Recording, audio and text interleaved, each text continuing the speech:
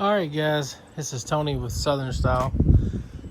Haven't done a video in a long time, but I thought I'd do one. This is my old tractor I bought a long time ago. Had it for 3 or 4 years. I mow with it and has a bucket and that attachment. Does great for moving some dirt, doing stuff like that. And I was wanting to get a backhoe attachment for it. And on these tractors, you got to buy a whole subframe that goes from here all the way down it and takes off the 3-point hitch on the back when you do it. And then it takes up the whole back on it. Yeah, about extra seat and all kinds of stuff. Well, I priced it, it's almost $10,000 for that.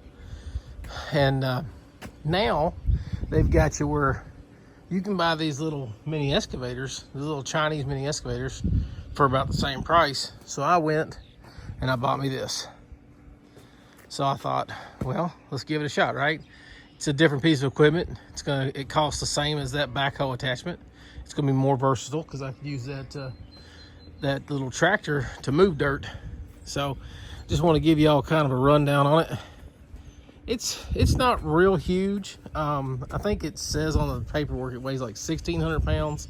It was advertised as a 3,000 pound tractor or excavator, not tractor, but it's heavy, but it's not crazy heavy. And like I said, I haven't used it yet. Just got it home, started greasing it. You mainly, as soon as you get home, you got to put grease in it because guys are getting them at the auctions, or if you get yours at the auction, whatever. But I picked this up off somebody that bought it at auction. I gave $10,500 for it, out the door, taxes and everything. So I didn't think that was a bad price. It has on this size here, it has the thumb on it, and I wanted one because I can run a big piece of equipment pretty good. You know, high-end equipment's going to run real smooth. This is cheap, so I knew I was going to beat it up pretty good trying to learn it.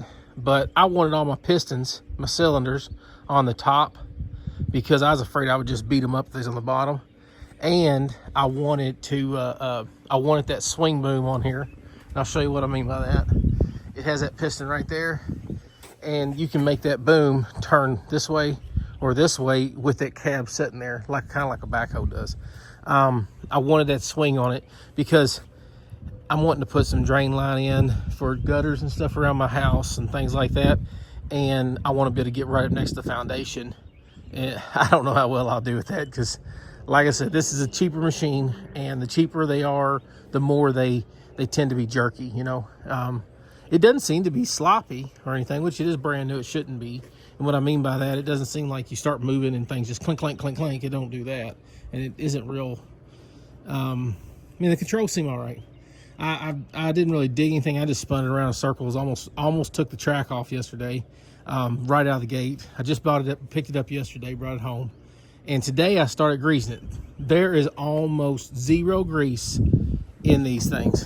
You can see this is the grease I put in, and that's the grease that came out. I pumped so much grease in them. And they come with these generic little grease certs. They say you can put grease in those. I couldn't do it, so I just took them out. And then the end they came with, like one of the pointy ends, and I just pumped it in there and put them back in. It worked fine for this time to get it started. I broke one, so this one here is missing one. I got to put one. Go to the store and get one. They're made of real thin brass, and it just broke taking it out. So I would recommend changing them to a standard grease cert like what they've got here. And they've got those in high traffic areas, I guess you say. Like they've got them down here on this pivot point here, and that's running this. Those are hoses running back to this backside of this piston here, or this cylinder as they call it. And then down here on the bottom, you can see they've got them down there on those high traffic points that move a lot. But and you can see I over greased it. I pumped that sucker full. Everything I could stick grease in, I try to get as much grease as possible in it, just because I want to make sure I've got it in there. I use those little tubes over there, and I put 3 of them in there. I'm on my 3rd tube, almost out. But I wanted to make sure it was greased up, ready to go before I got started. Now, the one thing that I'm going to change, it's not something that's a big deal, but I'm not a tiny person. I weigh right at 300 pounds. I'm 6 foot tall, so I'm not little. These were hitting me in the crotch.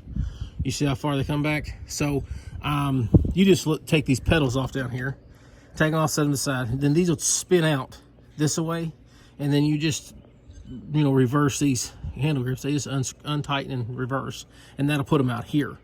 So then they'll be out in the front instead of close to you, and then you just put your pedals back on.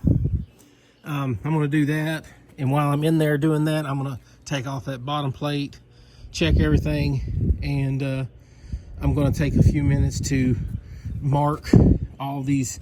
You know, these would be fine. I don't guess you got to mark these. I got nylon on them, but you want to make sure everything's tight and everything's marked so you know if it backs out any of the bolts. That's the one thing that the guy that I bought it from, I don't guess he's a dealer per se. He started going and buying these. He said he sold, like, I think he told me he sold over 100 of them. Not necessarily just this one, but these small mini excavators.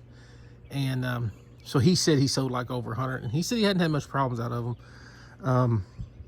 I'm sure if you don't take it home and do all your maintenance on it immediately, they will give you some problems. So just want to kind of give you an idea of what it is. Now, this is an RE20. It's pretty good size. I mean, I'm not complaining so far, the size.